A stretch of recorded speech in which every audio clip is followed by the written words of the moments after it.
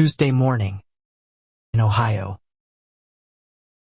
Two men in fake uniforms grabbed my arm. Neighbors watched. Heard. I didn't fight back. Because something about this whole scene felt wrong. The woman behind it started sweating for no reason. She thought she controlled every camera on this street. She had no idea who she just arrested. I'm Alina Torres, 34, and 6 months ago I moved into Maple Ridge Estates with a moving truck, a rescue dog named Biscuit, and a cover story about working remote in insurance claims. My neighbors saw a quiet woman who kept to herself, watered her tomatoes, and waved politely at block parties. What they didn't know was that Maple Ridge wasn't random.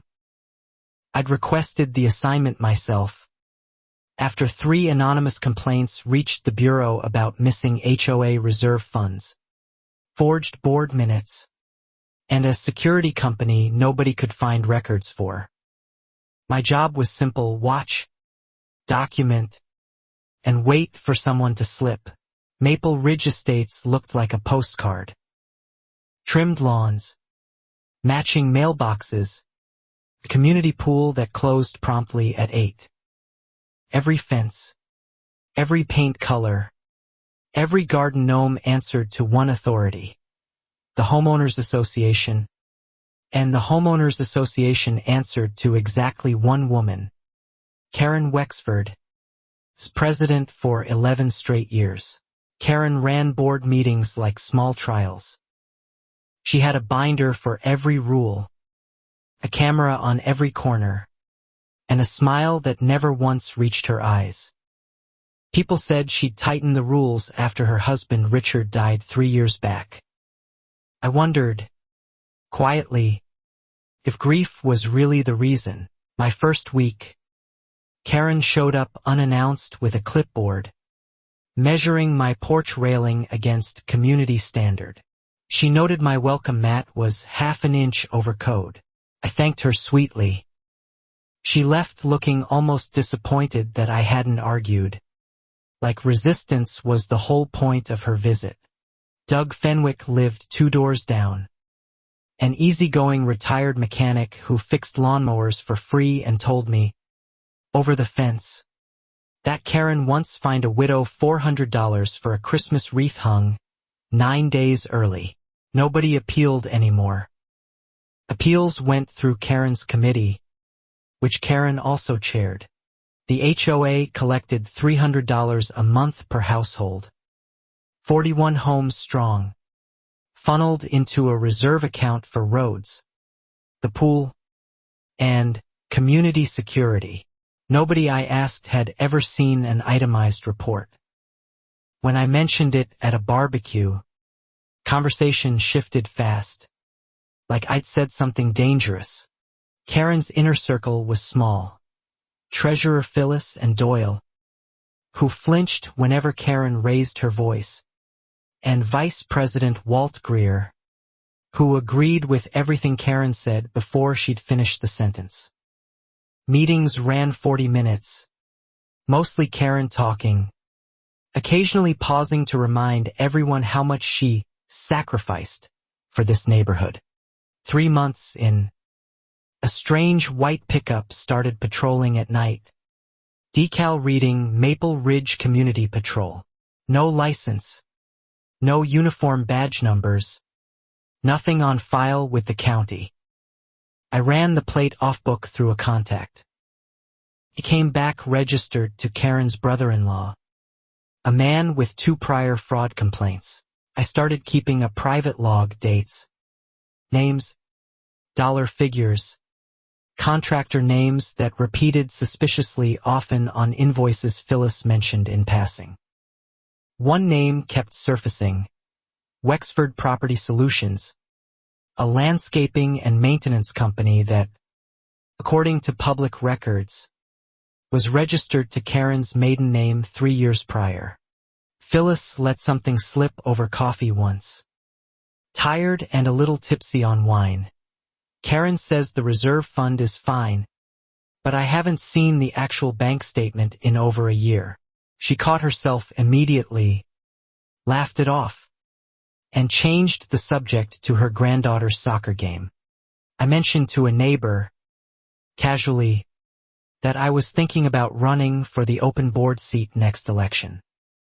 Within 2 days, Karen appeared at my door with cookies and a warning wrapped in kindness. New residents usually need a full year before they understand how things work here. I smiled and told her I understood completely. Inside, I noted the visit in my log, time-stamped, because it was the first time Karen had ever come to my house without a clipboard, a citation, or a complaint. She'd come purely to make sure I stayed quiet. That told me plenty. My real assignment, filed under a case number I couldn't share with anyone in the neighborhood, involved suspected embezzlement of HOA reserve funds through shell vendor contracts. 3 prior residents had filed complaints and then abruptly moved away within months. Their homes bought fast, in cash, by an LLC nobody recognized. One of those former residents, a man named Grant Alvarez, had emailed the county attorney's office twice about irregular financial reporting before his complaints simply stopped. I found his forwarding address unlisted, his phone disconnected. It wasn't proof of anything criminal yet, but it was exactly the kind of pattern that starts a case. I requested backup surveillance on a rotating schedule. A fellow agent named Marcus Reyes posed as a cable technician doing routine upgrades every few weeks, giving us eyes on the clubhouse and the small office where Karen kept HOA paperwork locked in a filing cabinet only she had the key to. Karen loved control more than she loved money. Or maybe she'd convinced herself they were the same thing. She inspected trash cans for early curbside placement. She timed sprinklers, to discuss whether a resident's flagpole violated a bylaw that, when checked, didn't exist. Walt Greer told me privately that Karen had saved this neighborhood after a rash of break-ins years back, which was why nobody dared challenge her decisions now. When I asked which years exactly, he couldn't quite remember. Nobody could point to police reports. It was a story everyone repeated but nobody verified. I started attending every open board meeting, sitting quietly in the back row, taking notes like a curious new homeowner. Karen noticed me writing things down and, halfway through a session about parking permits, stopped mid-sentence to ask what exactly I was documenting. I said I liked staying organized. She didn't smile. That night, my porch light malfunctioned for the first time since I'd moved in. The bulb was fine when I checked it. It simply wasn't screwed in all the way, like someone had loosened it. Small, deniable, forgettable. Exactly the kind of message Karen liked to send without leaving fingerprints. Doug warned me over the fence again. More seriously this time. She did worse to Grant Alvarez before he left, he said, lowering his voice like the cul-de-sac itself might be listening. Cars towed for nothing. A citation almost every week. He just gave up and sold the house cheap. I asked Doug why nobody had ever reported Karen to the county or filed a civil complaint. He shrugged, tired in a way that had nothing to do with age. Who do you complain to about the HOA except the HOA? She made sure of that a long time ago. 2 weeks later, my garbage cans were cited for being visible from the street, a full day before pickup, despite photographic timestamps proving otherwise on my own security camera. The fine was $75. I paid it without protest, smiling at the mailbox camera Karen had installed facing my driveway. At the next meeting, Karen announced a new community beautification fee, An additional $40 monthly, framed as mandatory landscaping upkeep. Nobody voted on it. She simply informed the room it had passed unanimously in an earlier closed session that, as far as I could find, never appeared on any calendar. Phyllis flinched again when Karen said, unanimously. I caught her eyes for half a second before she looked down at her binder. It wasn't proof, but it was a tell. The kind of small crack in a person's composure that investigators learn to notice long before they learn to explain it. I quietly requested the beautification fees supporting documentation through a formal resident information request, citing HOA bylaws that guaranteed financial transparency. Karen's response came 4 days later, a single vague paragraph citing board discretion and no actual numbers, dates, contractor names, or a copy of any meeting minutes whatsoever. I filed my request as evidence, cross-referencing it against Ohio's HOA disclosure statutes, which clearly required itemized financial records upon resident request. Karen had just handed me, without realizing it, the first clean documented violation in a case that until now had been built entirely on rumors and patterns.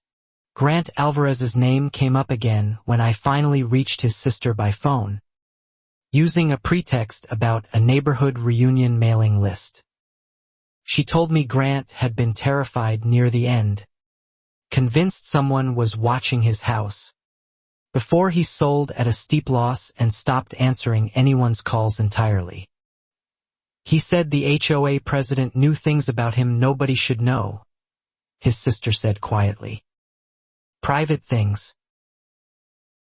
He never explained how she got them.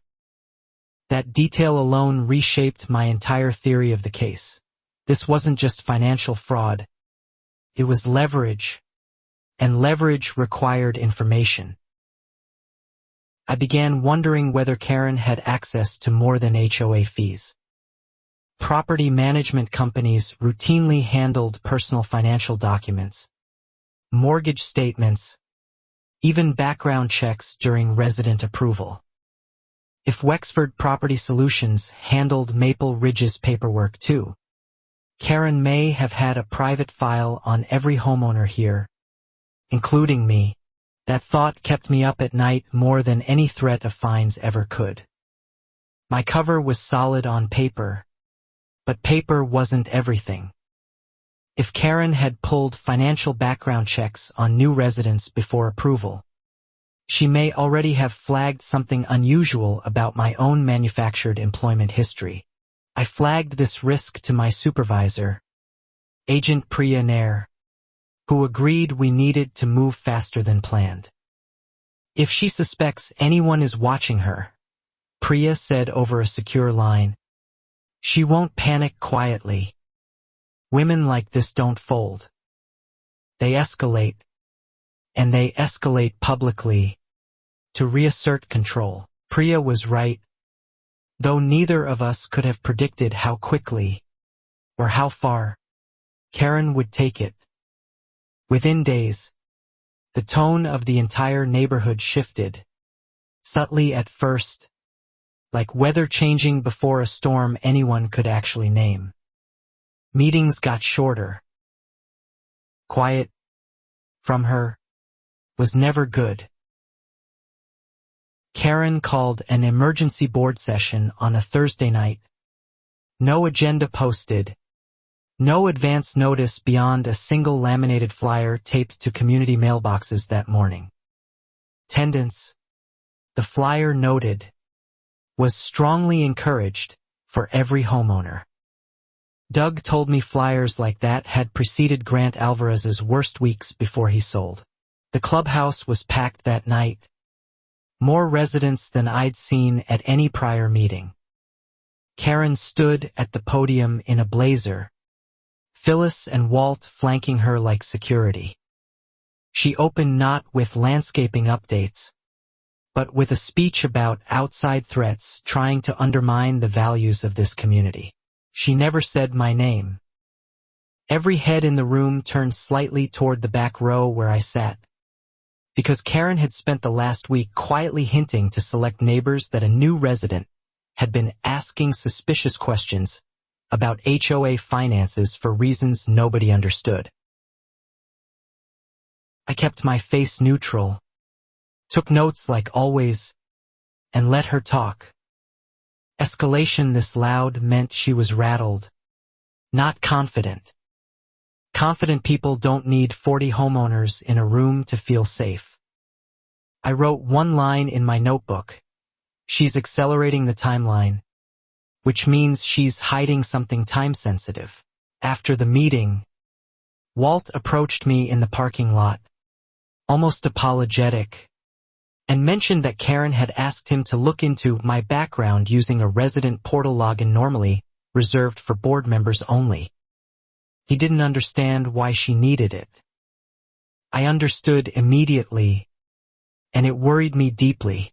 That night I called Priya and requested an accelerated cover reinforcement, a fabricated employment verification trail, fake insurance company references, a burner social media history built out over the following 48 hours. Karen went digging. I needed my paper trail to survive more scrutiny than a typical residence would. Marcus, still posing as the cable technician, reported something new during his next service visit. A padlocked storage unit behind the clubhouse that hadn't been there a month earlier, accessed twice that week by the same white pickup registered to Karen's brother-in-law, always after regular business hours, always alone. I couldn't get a warrant on a hunch and a padlock. I needed probable cause, something concrete tying that storage unit to the missing reserve funds, the shell vendor, or Grant Alvarez's disappearance from the neighborhood. Patience was the job. Patience was also, increasingly, starting to feel like a luxury. 2 nights later, my car's tire was slashed in my own driveway, clean and deliberate, the kind of damage that doesn't happen by accident. No cameras caught it, conveniently, because my driveway camera had lost power for exactly the 90 minutes needed. Karen's fingerprints were nowhere, and everywhere, at once. I reported the vandalism to local police as a normal resident would, filing a routine report that named no suspects, because tipping my hand now would end the case before it truly began. Officer Danvers took my statement politely, noted no leads, and left. I logged the timestamp for my own file. At the next casual gathering, Karen happened to walk by while I was talking to Doug and mentioned, almost sweetly, that she'd heard about my car trouble. She said the neighborhood had seen an uptick in petty crime since certain outsiders moved in, and hoped I'd feel safer soon. I thanked her warmly. Doug pulled me aside afterward, quieter than usual. She did that to Grant too, he said. Small stuff first. Ox. A broken window blamed on kids. Then bigger stuff. He didn't finish the sentence. He didn't need to. Writing itself across the whole street. I asked Doug directly, for the first time, why he'd never left Maple Ridge if Karen made life this miserable for anyone who pushed back. He looked at his own porch a long moment. House is paid off. Besides, he added, someone's got to remember what actually happened here. That line stuck with me. It was the entire reason the Bureau existed for cases like this, quiet corruption that thrived precisely because everyone assumed somebody else would eventually do something about it. Nobody ever did, until the pattern became loud enough that it couldn't be ignored.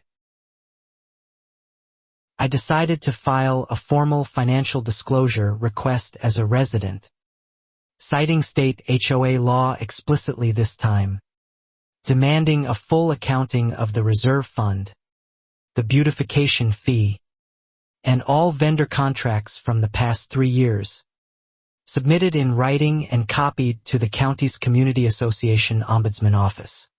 Karen's response took 6 days, longer than the legally required window. When it arrived, it was 2 pages of vague summaries, no invoices, no bank statements, and a pointed line reminding me that repeated disruptive inquiries could be grounds for a formal complaint against my own standing as a resident. That threat, in writing, was its own small gift.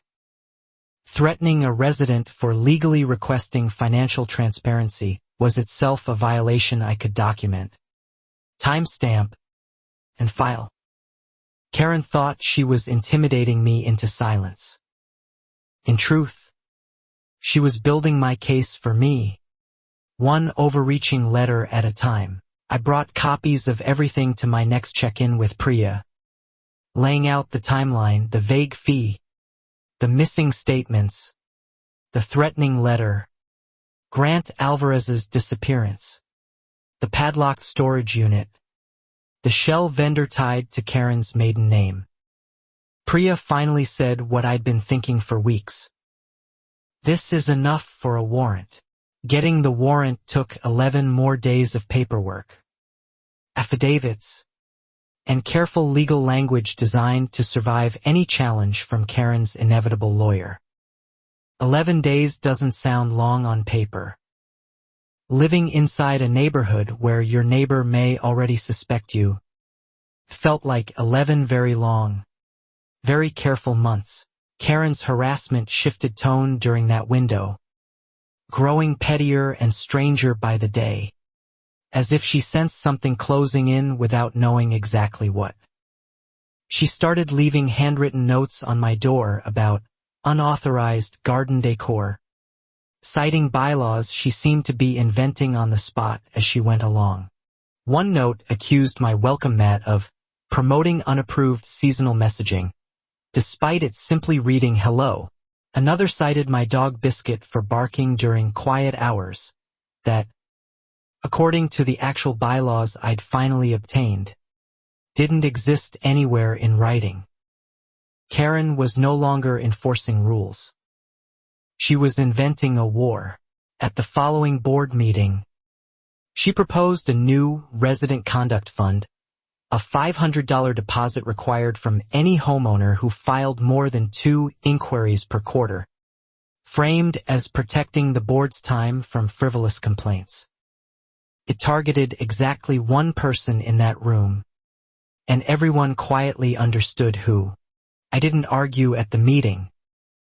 I simply asked, politely, whether the proposal had been reviewed by the HOA's legal counsel, since it appeared to directly restrict a resident's statutory right to financial disclosure.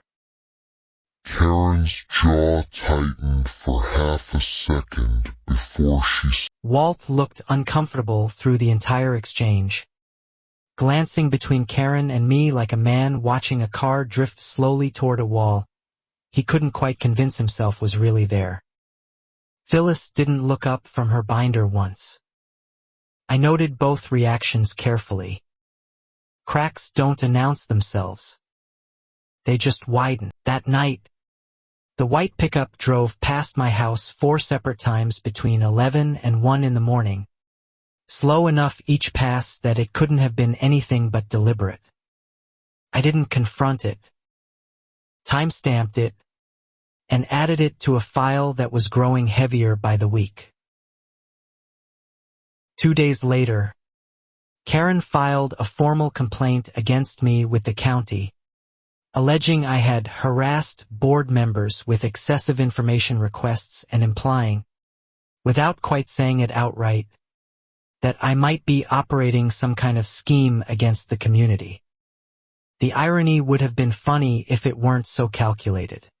The county ombudsman's office, to their credit, dismissed the complaint within a week, noting that resident requests for financial transparency were explicitly protected under state law and could not legally constitute harassment.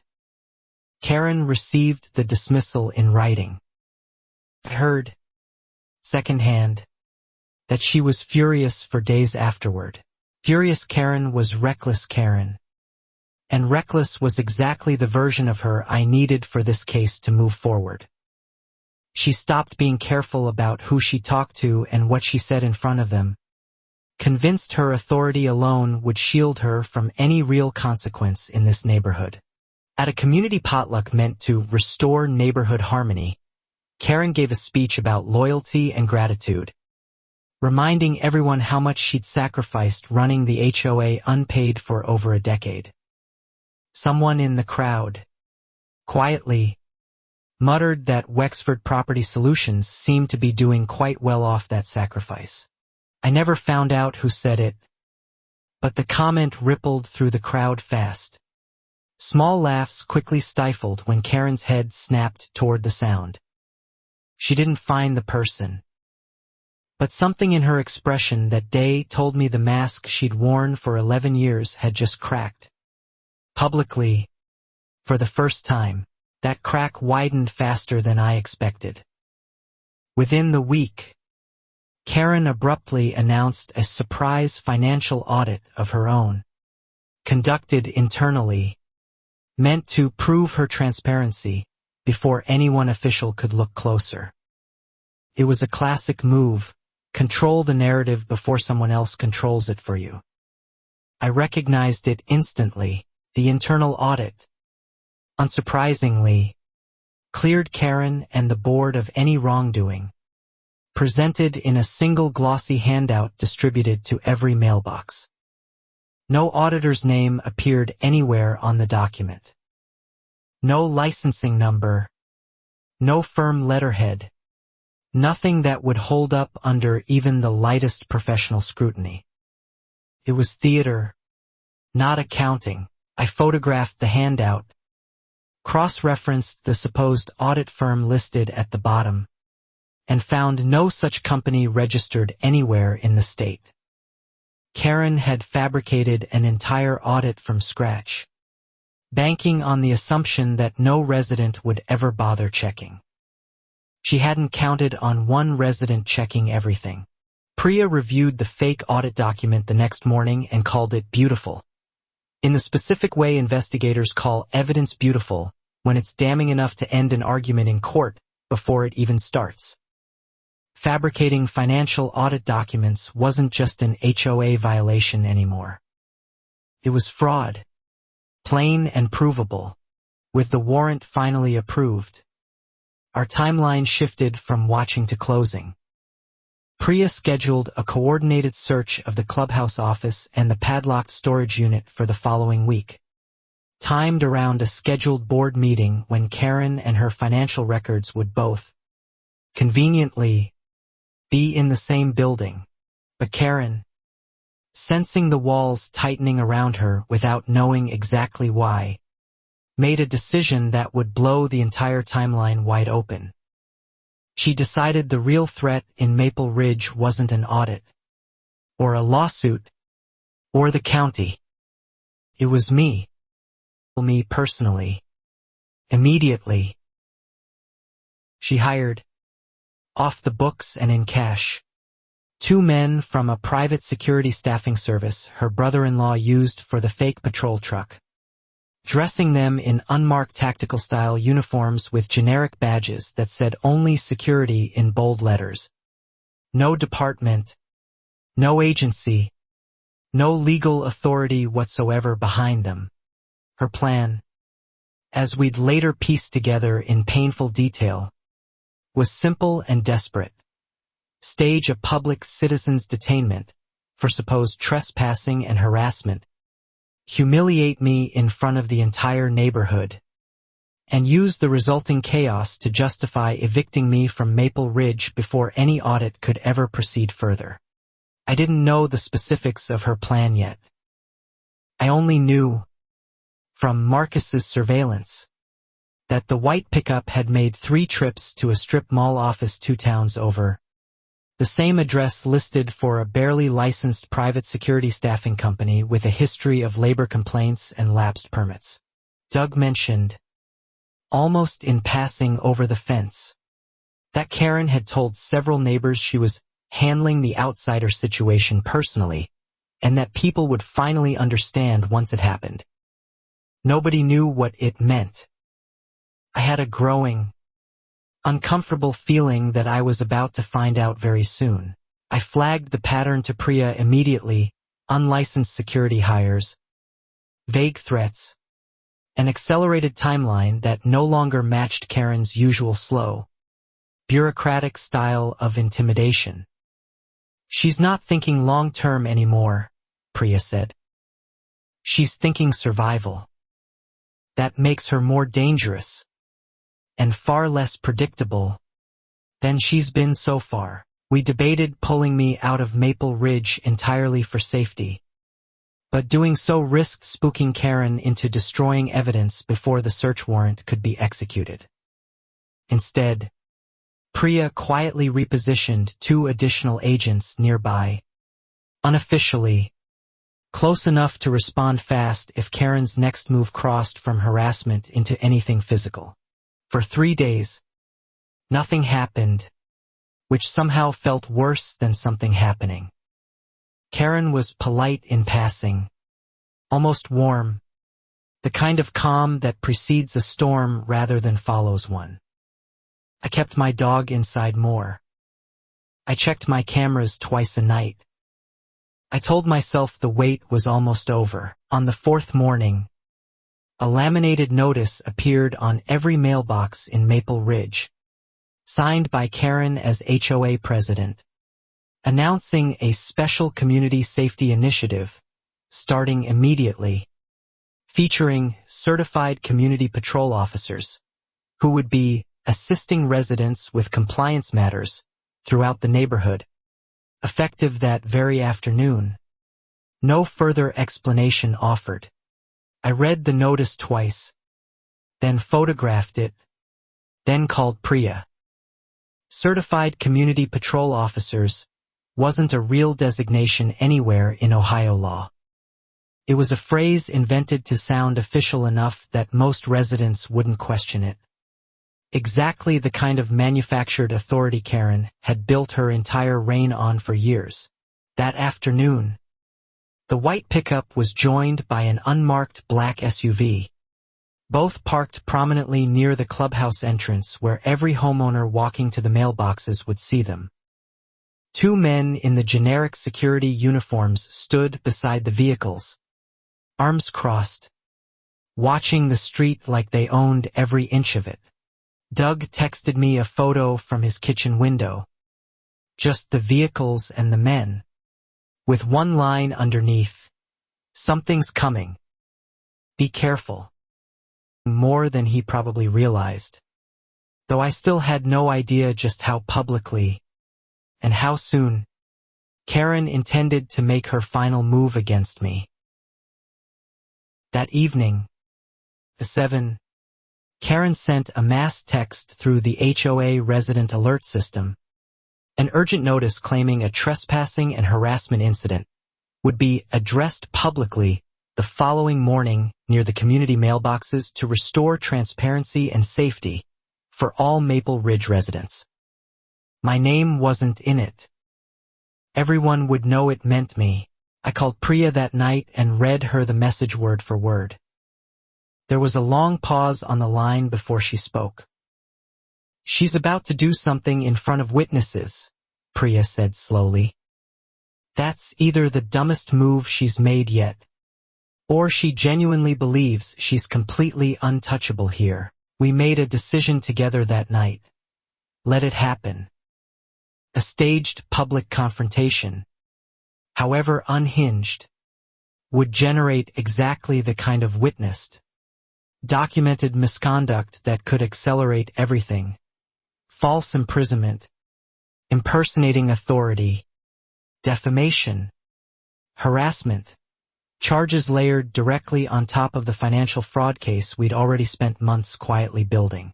Priya arranged discreet backup positioned 2 streets over, ready within 90 seconds if anything escalated past a public scene into real danger.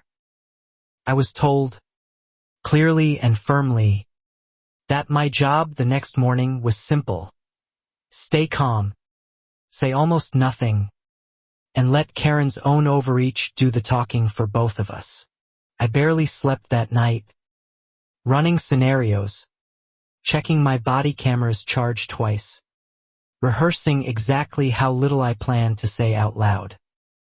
Biscuit paced the kitchen with me until nearly 2 in the morning, as if he sensed, in whatever way dogs sense things, that tomorrow wasn't an ordinary Tuesday at all. I woke at 6, made coffee I barely drank, and walked to the mailboxes at exactly 8:15, the same time I always did. Karen stood near the clubhouse steps with Phyllis and Walt behind her, and the 2 uniformed men flanking either side of her like she'd rehearsed the staging overnight. A dozen neighbors had already gathered nearby, pretending to check mail they clearly weren't interested in. Phones half-raised, the unmistakable posture of people who knew, somehow, that something was about to happen and didn't want to miss it. Karen's eyes found mine across the small crowd, and she smiled. It wasn't a kind smile. She said, loud enough for the whole cul-de-sac to hear. The board has received serious complaints about harassment, trespassing near private HOA property, and possible fraudulent identity information provided on your resident application. A murmur rippled through the small crowd. I said nothing yet.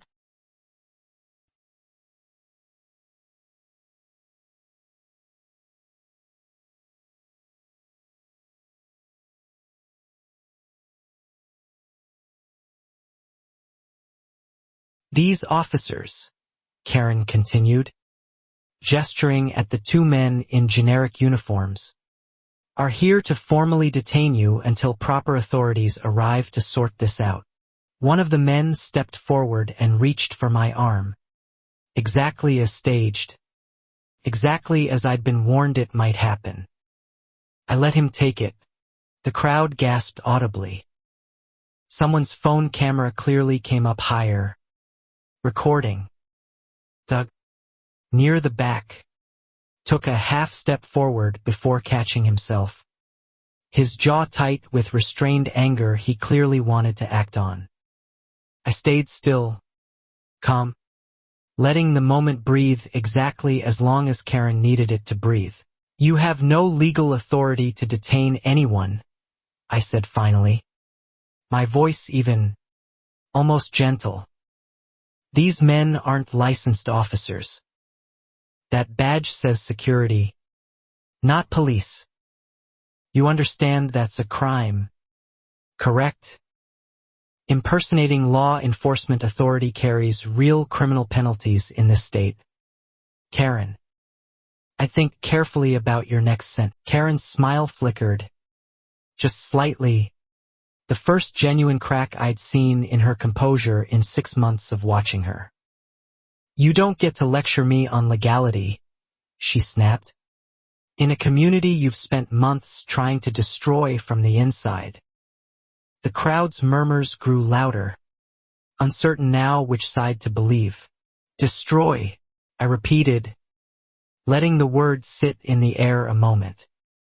Or document, I kept my tone light, almost curious, the way you'd ask a question you already knew the answer to. Karen's eyes narrowed sharply, and for just a second, something under all that confidence looked genuinely, deeply uncertain. Take her to the clubhouse office, Karen ordered the 2 men sharply, ignoring my question entirely. We'll sort this out privately, away from all this unnecessary attention. The irony of demanding privacy in front of a crowd she herself had assembled seemed completely lost on her in that moment of mounting panic. As the man's grip tightened slightly on my arm, guiding me toward the clubhouse, I glanced once, deliberately, toward the street corner where an unremarkable gray sedan had been parked since 6 that morning. Nobody in the crowd had noticed it. Nobody was supposed to. Not yet. Anyway. Not until it mattered. Inside the clubhouse office, Karen shut the door, leaving Phyllis and Walt outside with the small crowd still buzzing near the mailboxes.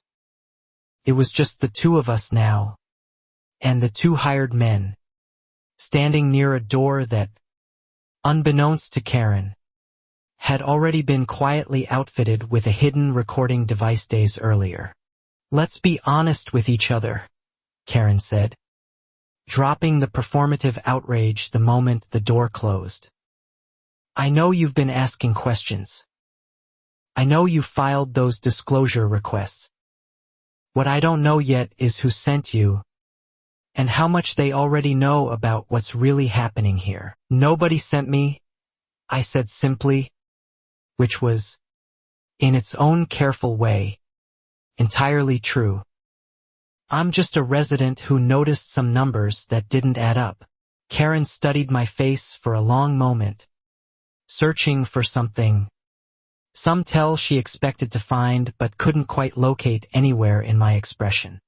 "You're very calm," she said slowly, "for someone two grown men just dragged into a private room."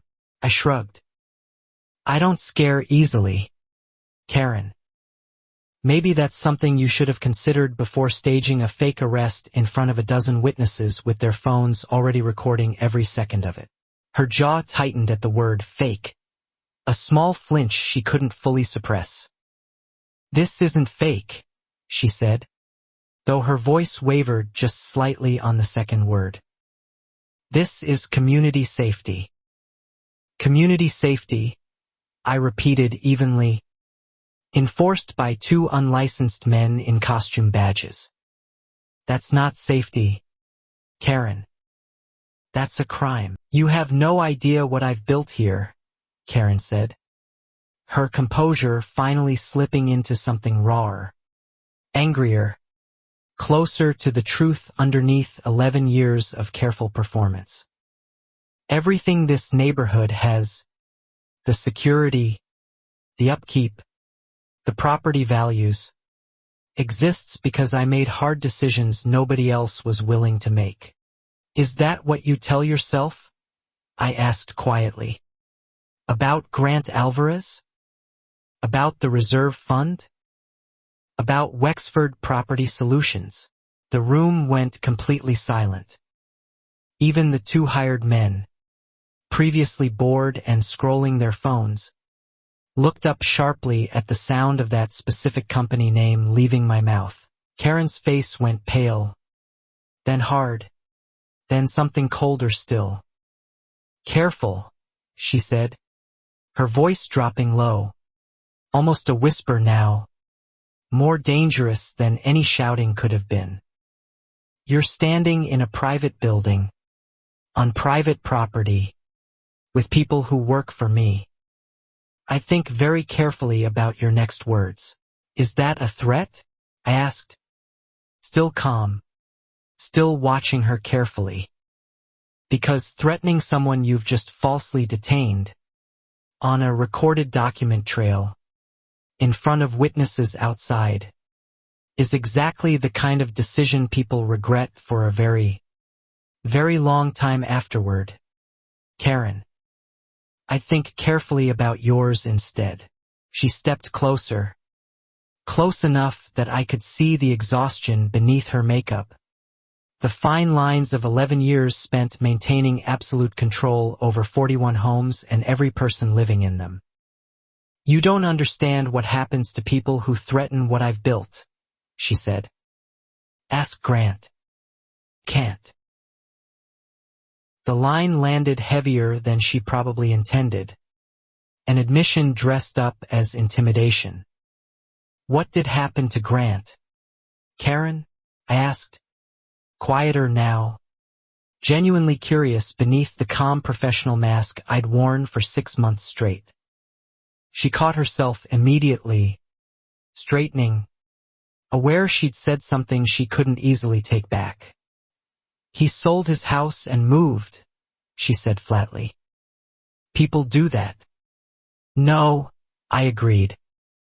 But driving someone out through harassment, fake citations, and manufactured fear until they feel forced to sell at a loss?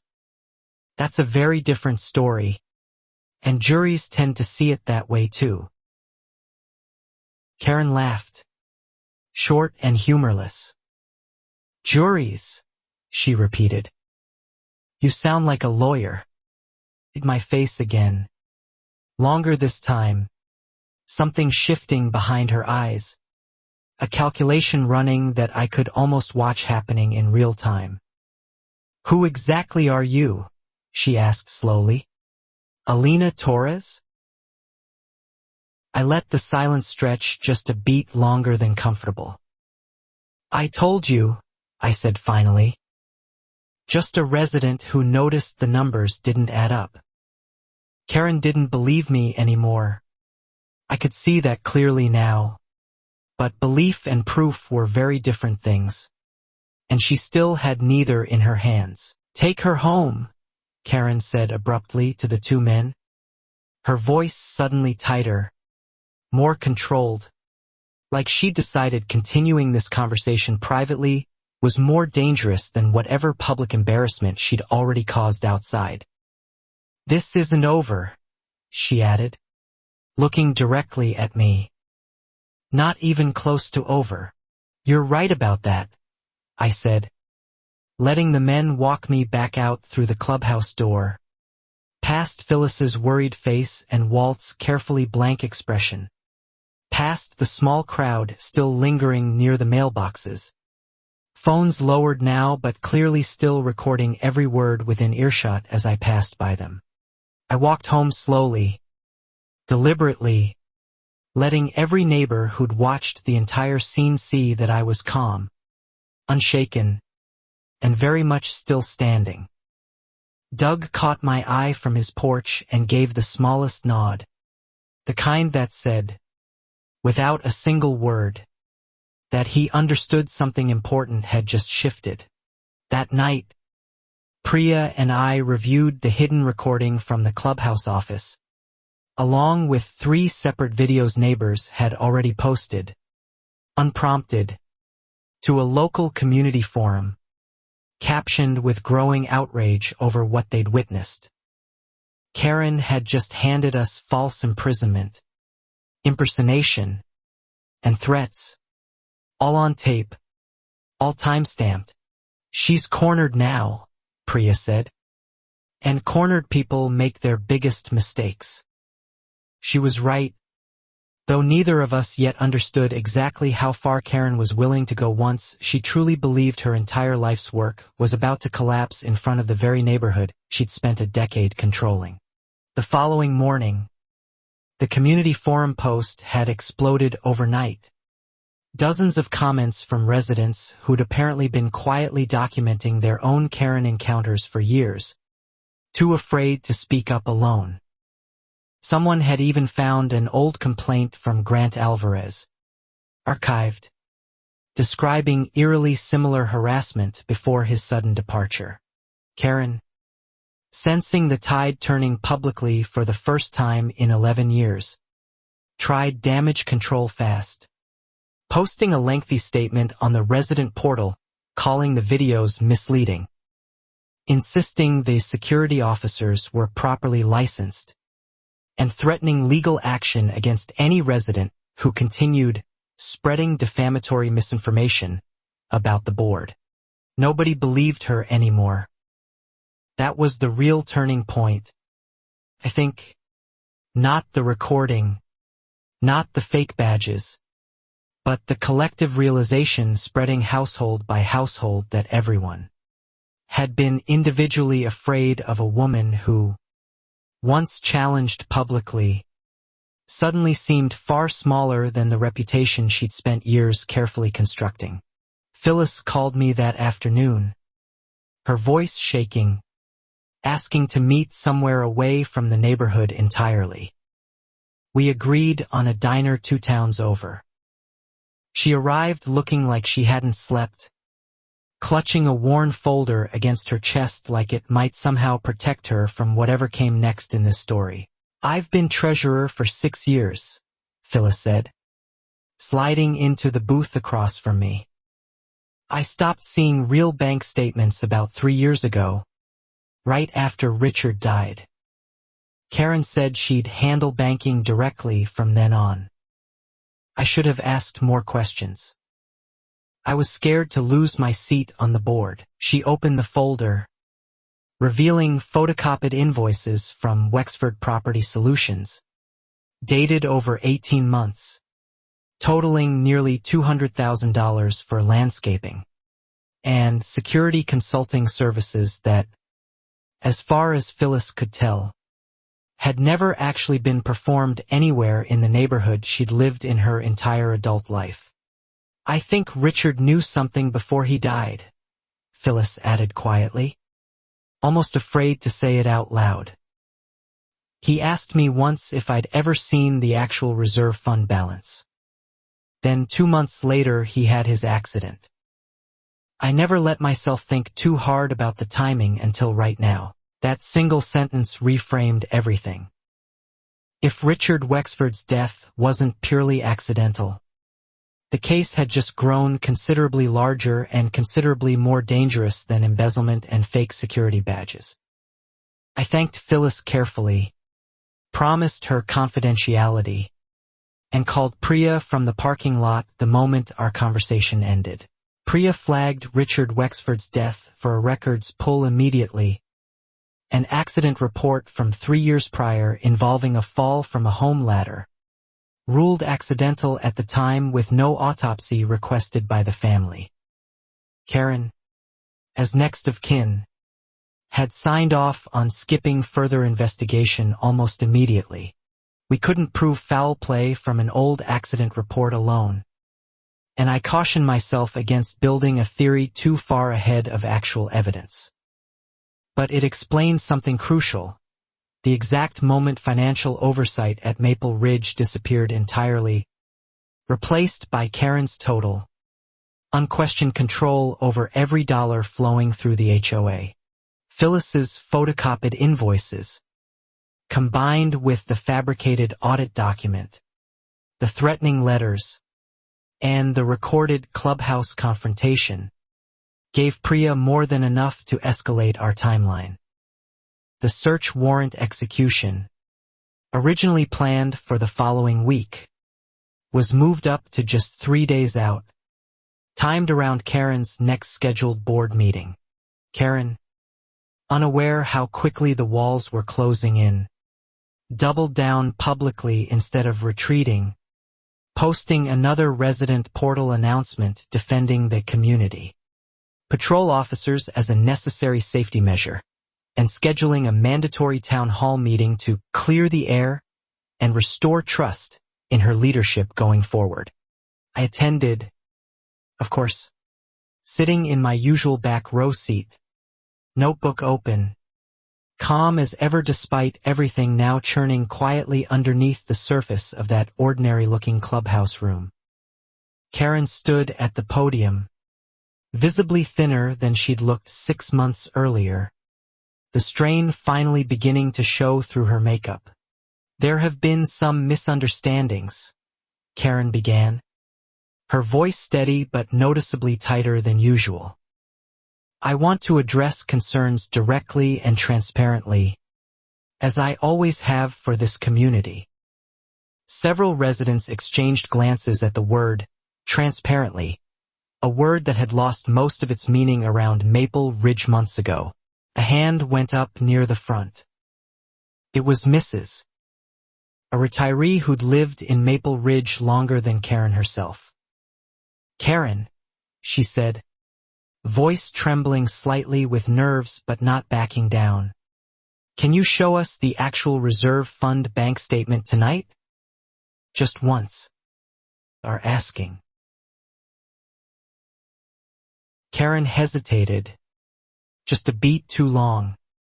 The kind of pause a room full of people notices even when they can't quite name what they're noticing. That information requires proper context, she said finally, which I'm happy to provide in a private follow-up meeting. The room's temperature seemed to drop several degrees at once. Why can't you just show it to us now? Doug asked from the back, his voice carrying clearly across the suddenly very quiet clubhouse. Karen's eyes flicked toward him, then toward me, then back toward the podium, searching for some way to redirect a room that no longer seemed willing to be redirected. Because, Karen said, her composure finally beginning to genuinely fracture in front of everyone. Some of you have clearly been coordinating against this board, spreading misinformation, filing frivolous requests designed purely to undermine 11 years of hard work I've put into protecting this community's property values and safety. Nobody's coordinating anything, I said quietly from my seat, loud enough to carry. You're the one who hired unlicensed men to fake arrest a resident in front of witnesses. Karen. That's not community protection. That's a felony. Through the room, followed by a wave of urgent, overlapping whispers. Karen's face went white, then red, in quick succession. You have no proof of anything, she snapped, her voice cracking slightly under the pressure of 40 pairs of eyes, suddenly all fixed on her at once. Waiting, for the first time in 11 years, to see her actually answer for something. Actually, I said, standing slowly, I do. I placed a small recorder on the table in front of me, the same hidden device that had captured our entire clubhouse conversation days earlier. Would you like me to play it, Karen? Or would you rather explain Wexford Property Solutions to everyone first? The room fell into absolute silence. Karen stared at the recorder like it was a snake coiled on the table, her mouth opening slightly before closing again without a single word coming out.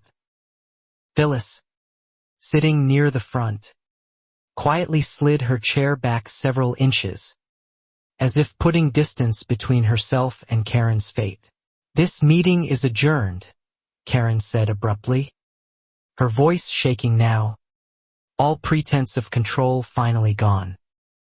Everyone needs to leave immediately. Nobody moved. 40 residents sat perfectly still, watching the woman who had ruled their neighborhood for 11 years unravel in real time. Right there at her own podium. Karen, Walt said quietly, standing beside her for the first time all night with something other than blind agreement in his expression. What is Wexford Property Solutions?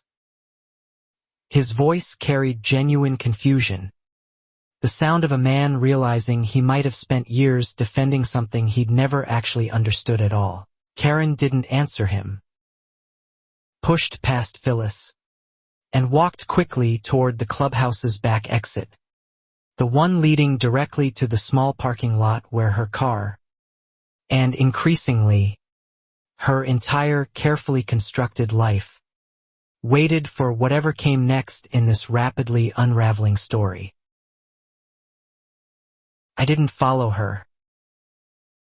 Instead, I turned to the stunned room and said, gently, I think it's time some of you heard the full story of what's actually been happening with your HOA fees for the past several years.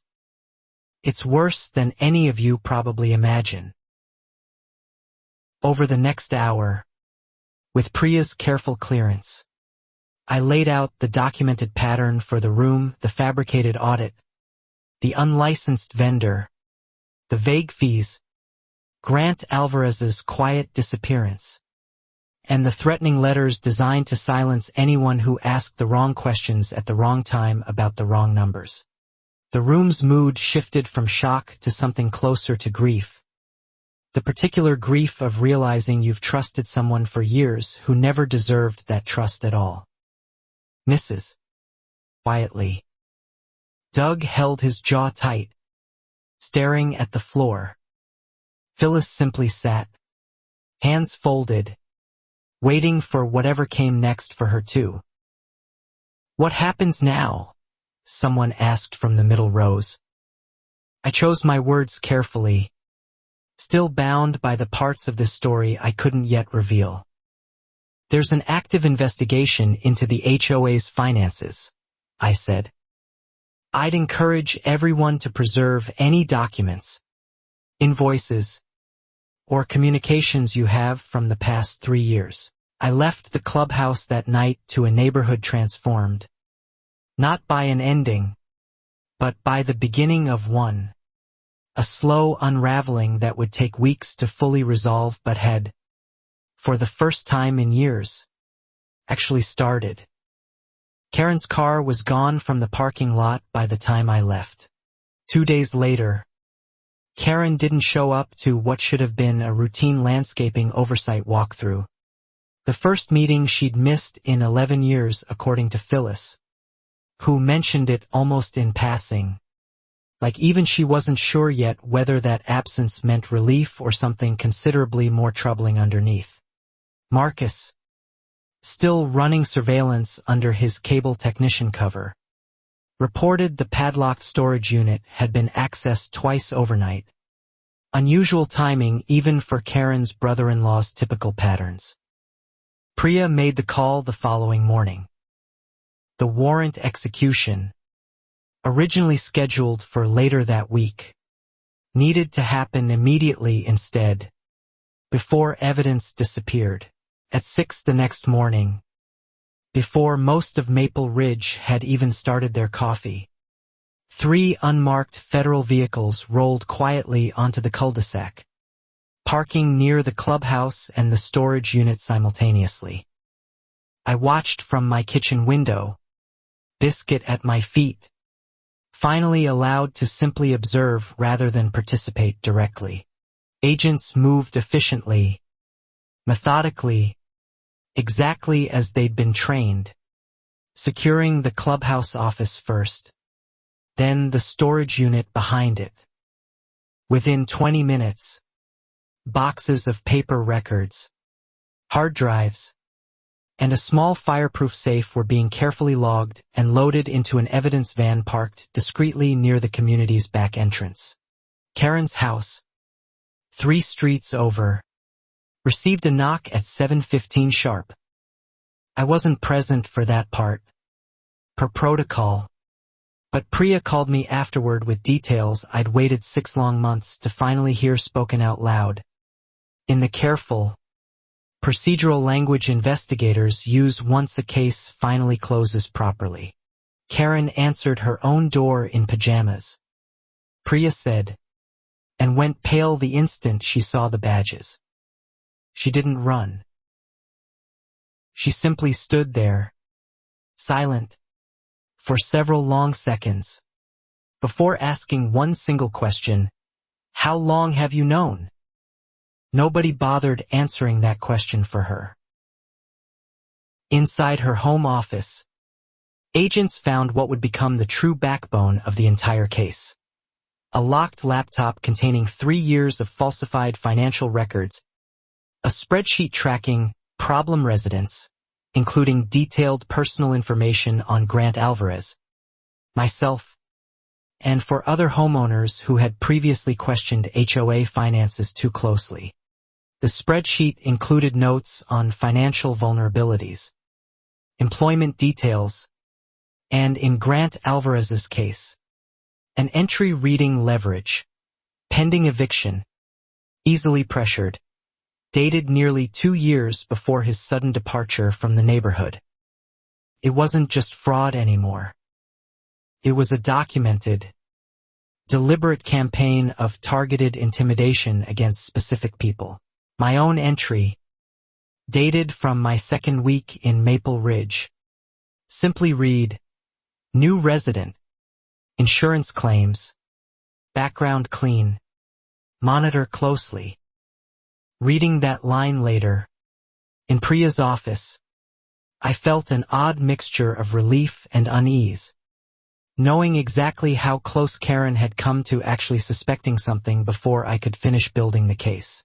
The fireproof safe from the storage unit held something even more damning. Cash, nearly $40,000 in bundled bills, alongside a folder of documents connecting Wexford Property Solutions directly to 3 other HOA communities across the county, each showing eerily similar patterns of vague fees and unlicensed security contracts. Karen, turned out, hadn't invented her scheme at Maple Ridge alone. She'd learned it, we discovered through subpoenaed records, from a mentor she'd met years earlier at an HOA leadership conference, a man named Douglas Petrakis, currently under separate federal investigation for nearly identical fraud across a different county entirely. That connection alone expanded the case dramatically, turning Maple Ridge from an isolated local fraud into a small piece of a much larger, coordinated pattern of HOA financial exploitation stretching across multiple counties, all using nearly identical playbooks, vague fees, fabricated audits, and quiet, targeted intimidation of anyone who asked questions. Priya later told me the Bureau had suspected a broader pattern for over a year, but lacked a strong enough entry point until Maple Ridge's case. And specifically Karen's own reckless overreach in staging a public fake arrest gave prosecutors exactly the kind of clean, well-documented misconduct needed to build outward from.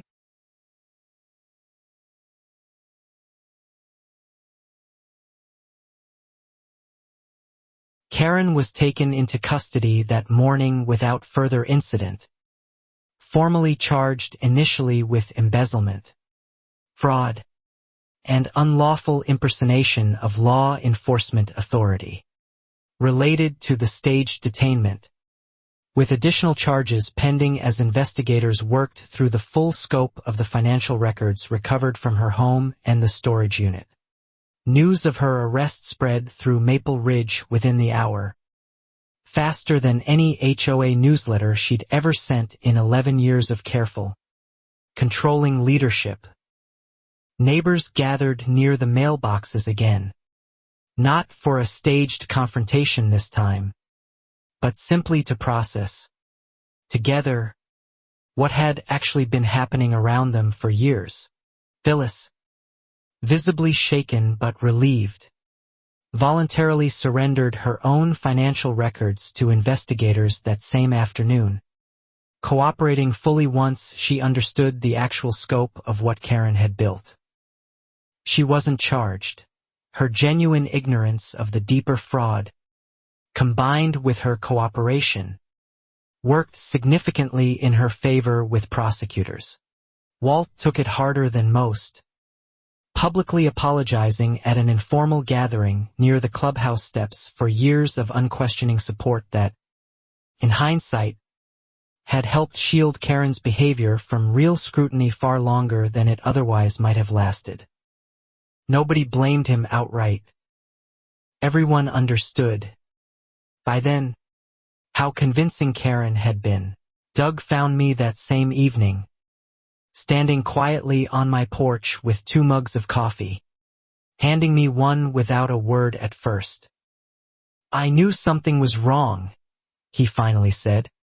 "For years. I just didn't know how to prove it, or who would even listen if I tried." "You listened when it mattered," I told him honestly. "That mattered more than you probably realize. Grant Alvarez's sister remembered your name. Actually, when I finally reached her, she said you were the only neighbor who ever checked on him before he left." Doug looked down at his coffee, quiet for a long moment. I revealed my actual identity to Doug that evening, quietly, off the record, since his cooperation over the past several months had been genuinely helpful to the case in ways he'd never fully known at the time. He laughed once, disbelieving, then shook his head slowly. "An FBI agent. Living right next door. You had cookies at my 4th of July barbecue," he said, half laughing, half stunned. "I did," I admitted, smiling for real for the first time in what felt like months. They were very good cookies. Doug. He laughed harder this time. The kind of laugh that comes right after something heavy finally lifts away. Grant Alvarez reached again through his sister once the case became public. Agreed to speak with investigators directly for the first time in over 2 years, providing crucial testimony about the targeted harassment, forged citations, and financial pressure that had ultimately driven him out of the neighborhood he'd once genuinely loved.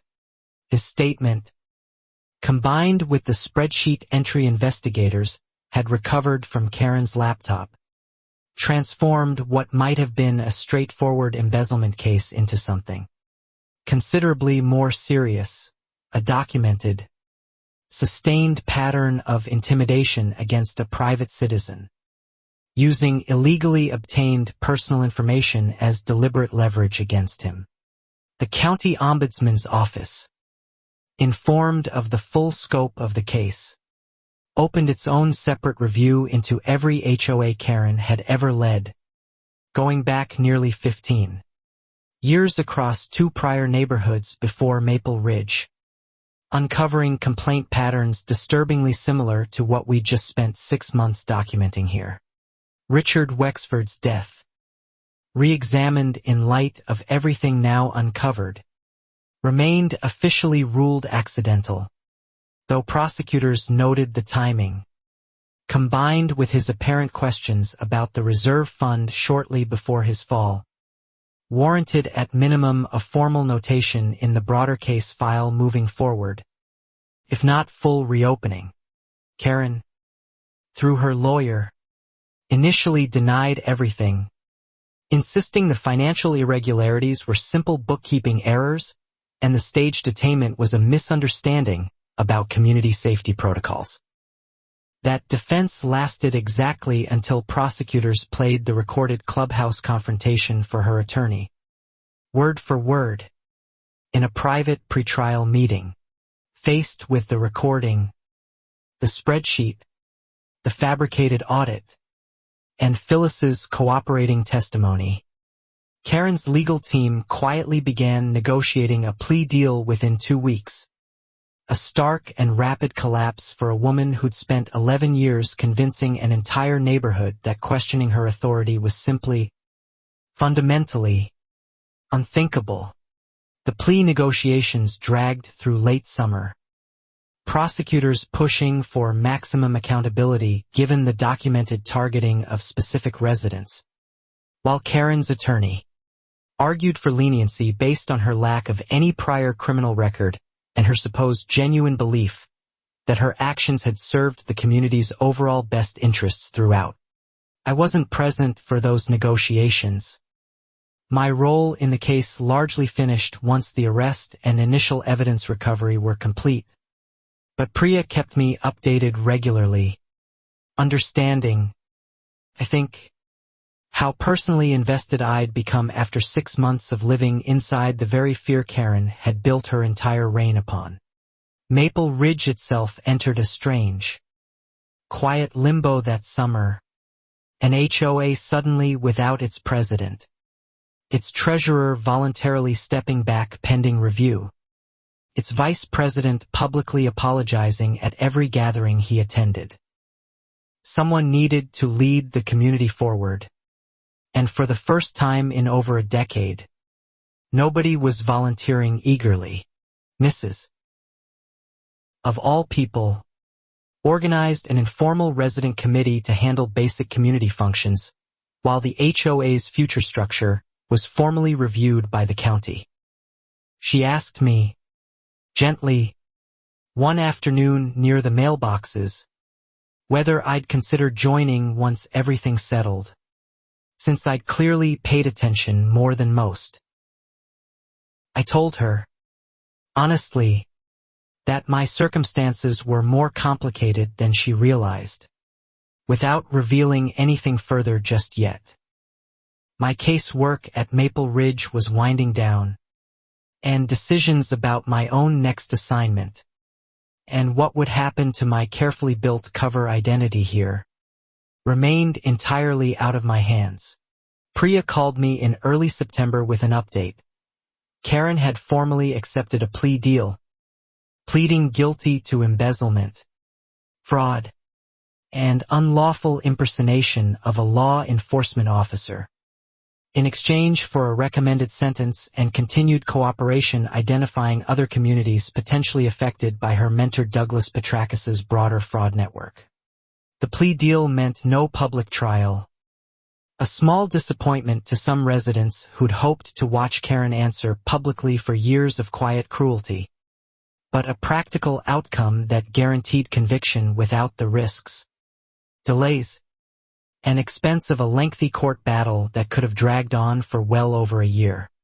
Sentencing was scheduled for early October, and I made the decision, with Priya's blessing, to attend in an unofficial capacity, not as Agent Torres testifying, but simply as a former Maple Ridge resident who wanted to see this particular chapter close with her own eyes, after everything the past 6 months had cost. The courthouse that morning felt strangely ordinary for something that had consumed nearly half a year of my life undercover. Fluorescent lights, tired bailiffs, a hallway smelling faintly of old coffee. Doug sat beside me in the gallery, along with Mrs. Kowalski, Grant Alvarez appearing by video link from 2 states away. Karen entered in a plain gray suit, noticeably thinner, her lawyer beside her, Phyllis and Walt seated separately across the aisle, their testimony already on record, their futures at Maple Ridge uncertain but no longer legally entangled with whatever sentence Karen was about to receive for everything she'd built here. The judge read through the charges methodically. Embezzlement exceeding $200,000. Fraud related to the fabricated audit. Unlawful impersonation of law enforcement during the staged detainment. And a sentencing enhancement for the documented. Deliberate targeting of specific residents including Grant Alvarez, whose victim statement was read aloud into the record. Grant's statement, delivered calmly over the video link, described years of manufactured fear, sudden fines, mysterious vandalism, and a growing certainty that leaving his own home was the only way to protect his family from a woman who seemed to have unlimited power over every small detail of his daily life. Karen sat perfectly still throughout, her expression unreadable, the same practiced composure she'd worn through 11 years of board meetings now serving her one final time in a room where it could no longer protect her from anything at all. When given the chance to speak, she stood slowly, hands trembling slightly. "I believed I was protecting this community," Karen said quietly, her voice smaller than I'd ever heard it. Somewhere along the way, I stopped being able to tell the difference between protecting Maple Ridge and protecting myself. It was, I thought, the closest thing to genuine honesty she'd offered anyone in years. The judge, unmoved by the sentiment given the documented scope of premeditated targeting, particularly toward Grant Alvarez, handed down a sentence of 6 years, along with restitution obligations covering the full embezzled amount plus damages, and a lifetime ban from serving in any HOA leadership or property management role anywhere in the state. Karen didn't react visibly to the sentence, standing quietly as she was led from the courtroom, her lawyer offering a brief, tired nod toward the gallery on her behalf. Grant's video feed cut off shortly after, though I imagined, somewhere across 2 states, he finally felt something close to actual closure that afternoon. Outside the courthouse, Doug exhaled a long breath he seemed to have been holding for months. 6 years, he said quietly. Feels like it should be more. Somehow, after everything she did to Grant. But I guess it's something. Which is what we had for a long time. It's accountability, I said, which is different from revenge, but it's the version the system actually offers. Sometimes that has to be enough. Doug nodded slowly, watching the courthouse doors a moment longer before turning back toward the parking lot, where our separate cars waited to carry us back toward Maple Ridge. Phyllis, spared prosecution due to her cooperation and genuine lack of knowledge about the deeper fraud, resigned formally from the treasurer position the following week, telling Mrs. Kowalski's new resident committee she simply couldn't imagine ever trusting her own judgment on the board again after everything the past year had revealed. Walt resigned as well, quietly, without ceremony, moving out of Maple Ridge entirely within 2 months. Unable, he told a few close neighbors, to keep living somewhere that constantly reminded him how completely he'd allowed himself to be fooled by someone he'd trusted. Unquestioningly, for the better part of a decade. The county's broader investigation into Douglas Petrakis's fraud network expanded significantly using evidence recovered from Karen's laptop, eventually uncovering 3 additional HOA communities across 2 counties operating under nearly identical schemes, all connected through the same original mentor who had apparently trained multiple HOA leaders in his methods over the years. That broader case, still unfolding well after Maple Ridge's chapter formally closed, became one of the largest coordinated HOA fraud investigations the state had seen in over a decade, ultimately implicating 6 other individuals across 4 different counties, each running smaller versions of exactly what Karen had perfected here. My own involvement in that wider investigation ended shortly after Karen's sentencing. My specific assignment complete, though Priya mentioned, almost casually, that prosecutors handling the broader Petrakis network case would likely reference the Maple Ridge evidence extensively as their strongest, most thoroughly documented example moving forward through future proceedings. I stayed in Maple Ridge another 6 weeks after sentencing, officially transitioning my cover identity out gradually rather than disappearing abruptly, which would have raised uncomfortable questions among neighbors who'd genuinely come to know me. In whatever limited way 6 months of careful cover allows 2 people to actually know each other. Mrs. Resident Committee, working with the county, eventually restructured the HOA entirely, implementing mandatory annual third-party audits, rotating board terms, and a formal resident oversight process specifically designed to prevent any single person from ever again accumulating the kind of unchecked control Karen had held for over a decade.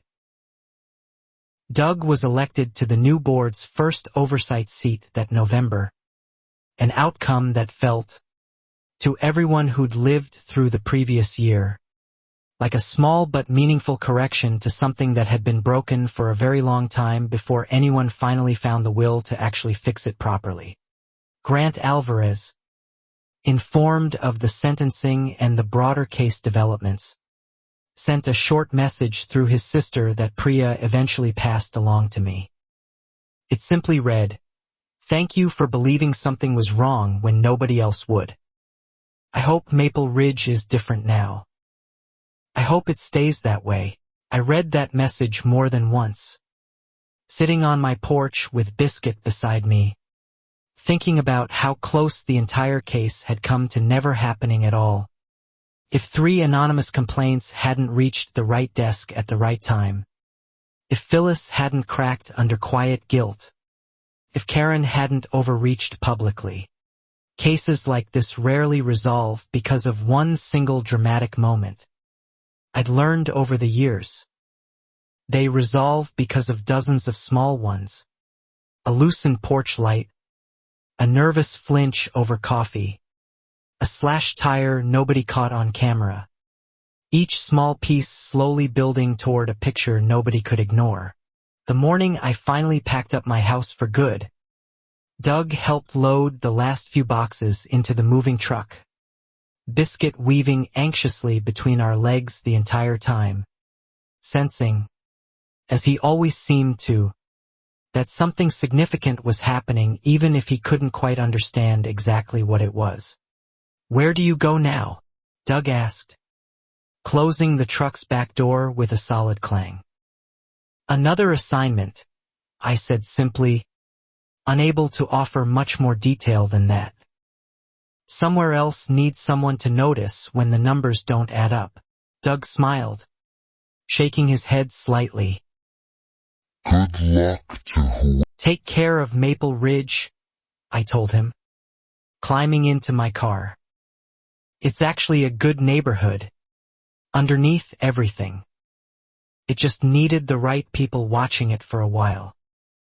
Doug nodded, glancing back toward the newly restructured clubhouse, the community pool, the quiet, ordinary street that had briefly held so much hidden weight. I drove away from Maple Ridge Estates for the final time on a bright, unremarkable Tuesday morning. Exactly the kind of ordinary day nobody remembers specifically, except that it was, in its own quiet way, the ending of something that had started with 3 anonymous complaints and ended with genuine accountability. 6 months later, I received an unexpected email through a secure bureau channel, forwarded from Mrs. Kowalski's new HOA Oversight Committee. It was a brief community newsletter, the first one issued since Karen's arrest, detailing a transparent annual budget, a genuinely audited reserve fund, and plans for a small neighborhood garden project.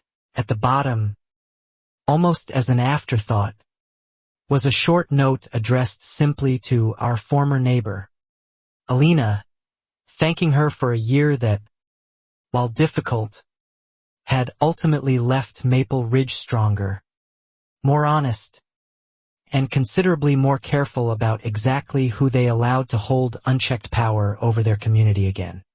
I never responded, per protocol, though I kept that newsletter saved for a long time afterward. A small, quiet reminder that sometimes the most important part of the job wasn't the dramatic confrontation, or the recorded evidence, or even the sentencing hearing, but simply the ordinary, rebuilt life that followed after.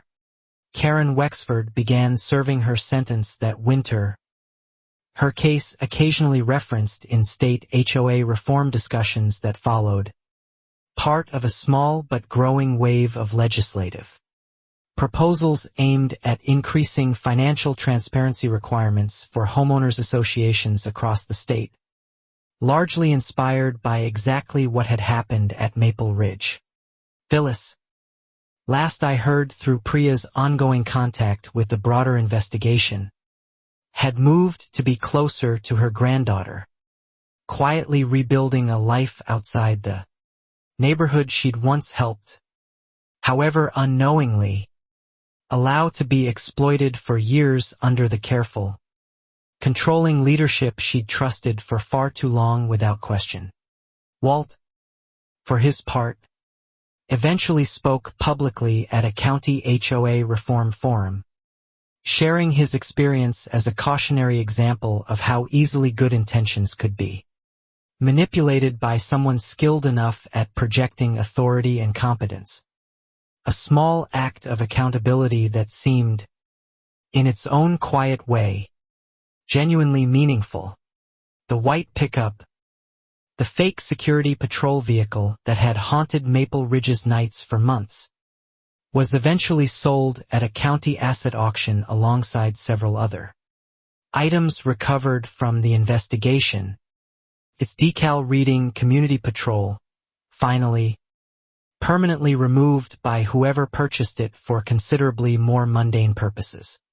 Grant Alvarez, according to a final update Priya shared, used part of his restitution settlement to help fund a small local nonprofit assisting other homeowners navigating disputes with HOAs, a decision he described, in a brief public statement, as turning something that had genuinely hurt him into something that might help others instead.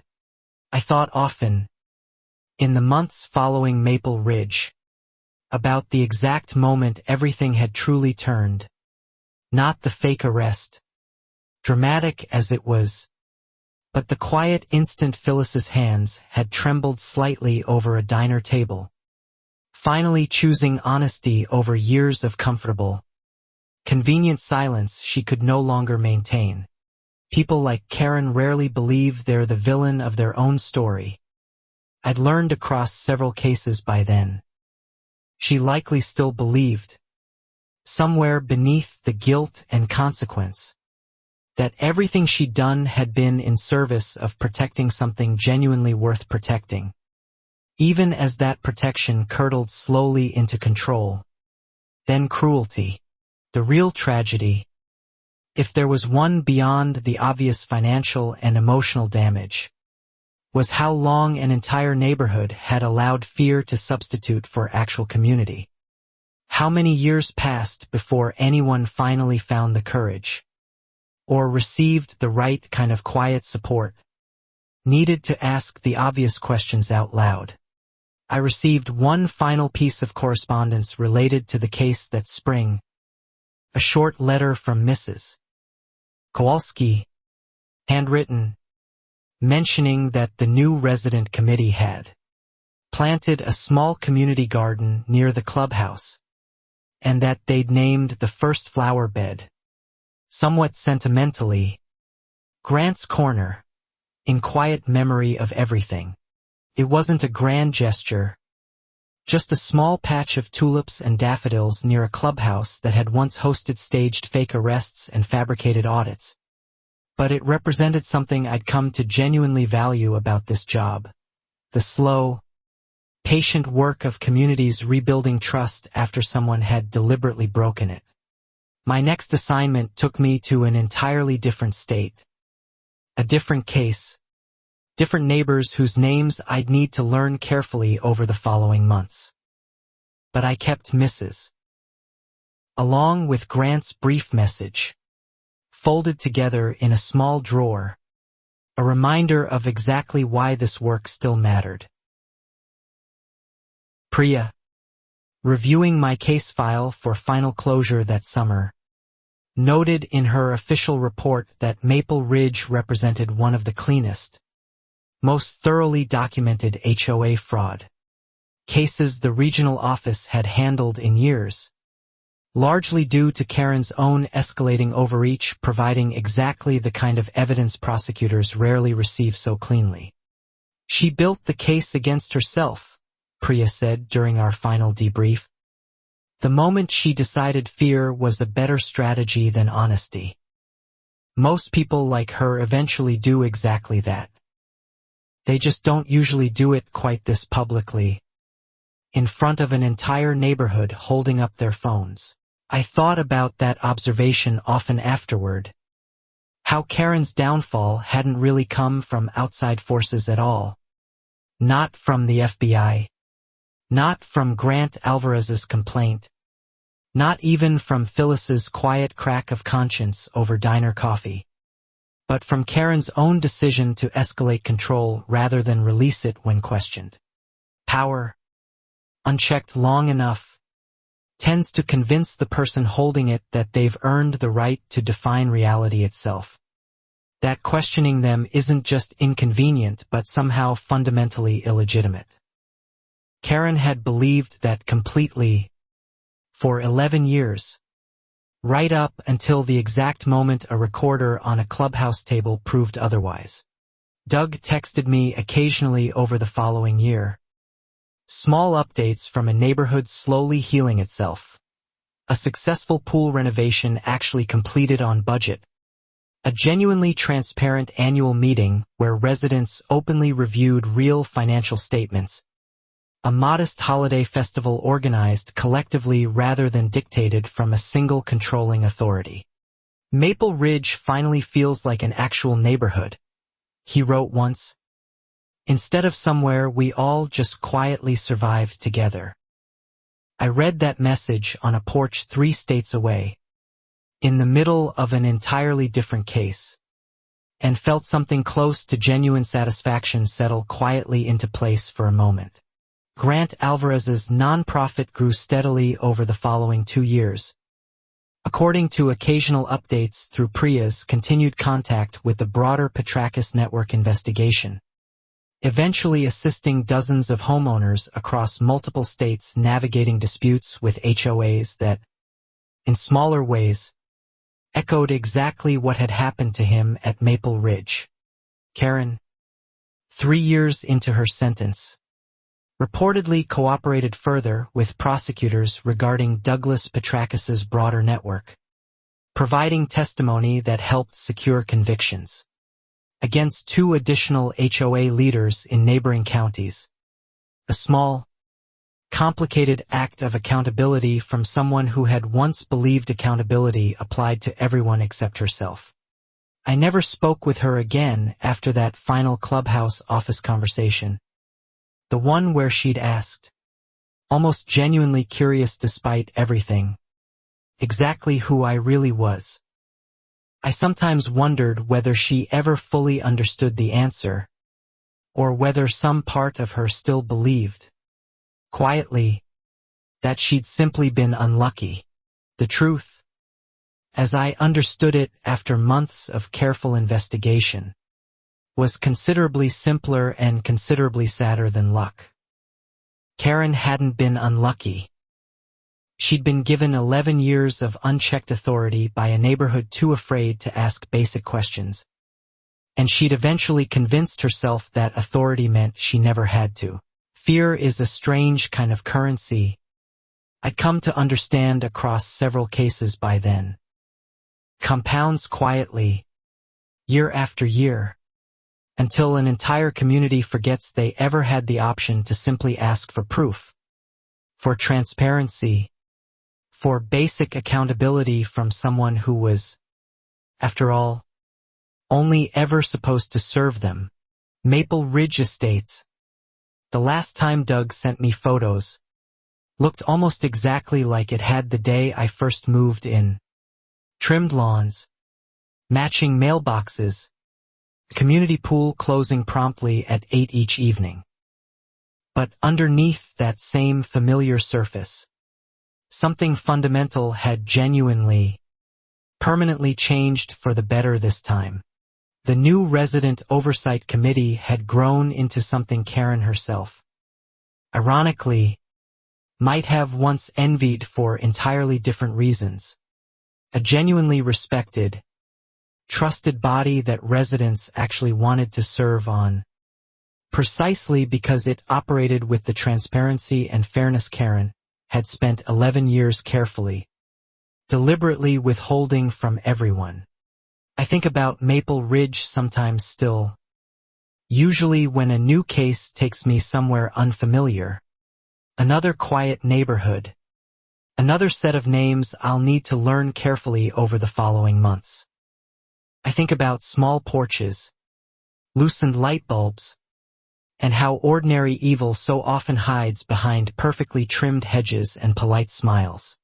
The case files closed officially that autumn, 3 years after I'd first driven into Maple Ridge with a moving truck and a rescue dog named Biscuit.